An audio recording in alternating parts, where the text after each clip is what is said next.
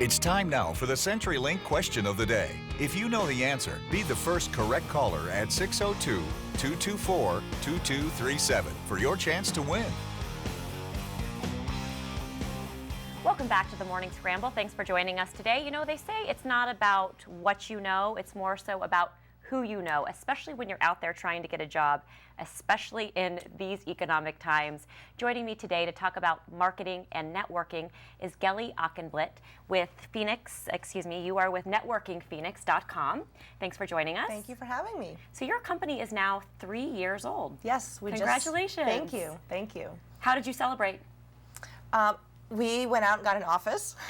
It was time, right? It was absolutely time. So literally October 1st, we turned 3 years old, and by October 15th, we were moved in. So very exciting. So obviously there's a need for this. Tell us in a nutshell what your company, the services you provide.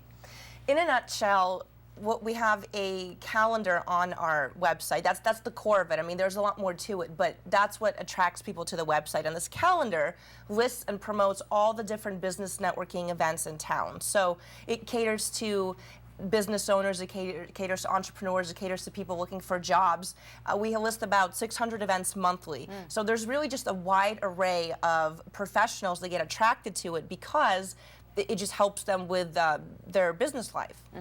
And in your opinion, right now with these economic times, would you say that more and more people are depending on networking to get a job? Yeah, I think so, absolutely. I have seen people that have told me they've come to one of our events, and this girl just came up to me and said, Gelie, I want to tell you a story. She's like, I came to one of your events and I just happened to meet somebody. I wasn't even looking for a job at the time. A week later, I happened to be looking for a job. I stayed in touch with the person, and they actually had a position open up, so I got a job. And then I got an email from somebody else and this person actually moved out of state because he came here to visit Phoenix to see if he could find a job, and he landed on networkingphoenix.com.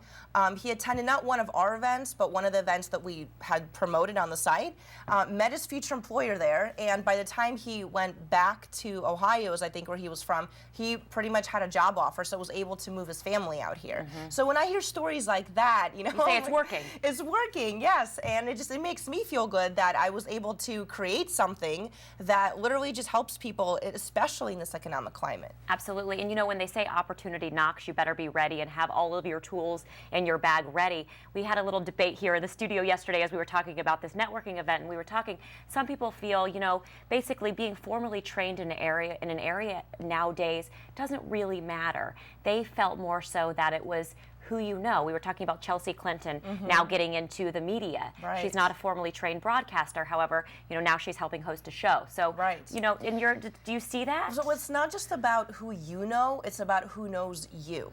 Right, and in Chelsea's case, I mean, who doesn't know her, right? And so she has a big following.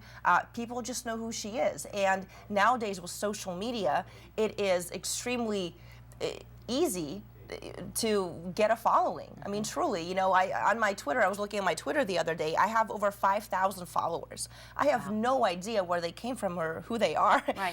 You know, I mean, on our site, we have over 18,000 members, so I'm assuming some of those members are following me on Twitter as well.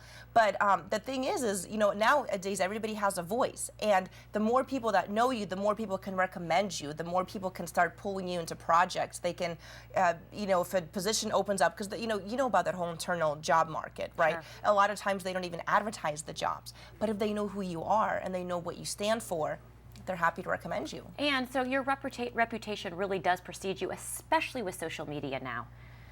Me personally, or are you saying in general? I'm saying in general, yes. you. Absolutely, no, absolutely, it does, because and sometimes we get a little too candid on social media, right? Because Facebook is not therapy book, but a lot of people will, you know, just literally open up their entire lives on Facebook. My personal rule of thumb is keep it light, bright, and polite, right? Just even if I'm saying something that's not always so positive, I always try to put a positive spin on it, because I don't want somebody to just read that comment and then, you know, they maybe have never met me face to face, and now they're going to walk away remembering me by a specific comment. Sure. So you just have to be very careful of what you put out there. And what do they say? 7 degrees of separation. I mean, basically, we're all that connected, really. It's like we know someone who knows someone. How appropriate is it to, if you're looking for a job, to do that on Facebook or Twitter or another social media outlet? To be looking for a job? Sure. It's very appropriate. I have a friend from college who, this is maybe 2.5 years ago,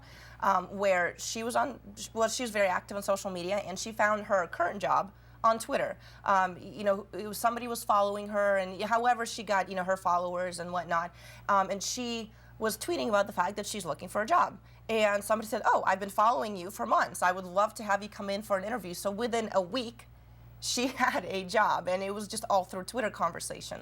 And you have hosted 4 signature events during the year. You are hosting your last one coming up here shortly, November 30th? November 30th. And where and when? Tell us the details, So please. the signature event, this is the most popular networking event in Phoenix. We typically attract anywhere between 1,500 to 2,000 professionals. It is absolutely free for everybody to attend. It's open to the public. And so it's November 30th, 6 to 9 p.m. at the Scottsdale Fairmont Princess, and all the information is on our website. Okay, and then how many people do you expect to have at that event? Like I said, anywhere between 1,500 to 2,000. 1,500 to 2,000, so that's huge for someone. After the event, they go, they get business cards, they make all the connections. Number 1 rule to do when you get home after a signature event? Follow up.